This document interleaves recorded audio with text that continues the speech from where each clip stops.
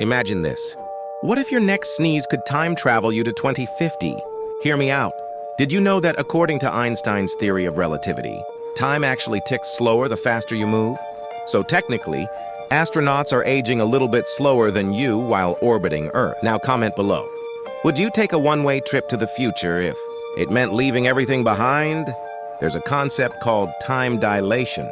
It's real science, not a Marvel movie plot. And guess what? While you're stuck in traffic for 30 mins, an astronaut on a fast-moving spaceship might have only aged a few seconds.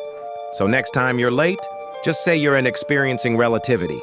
Dare you to share this video with a friend who still thinks time travel is just science fiction.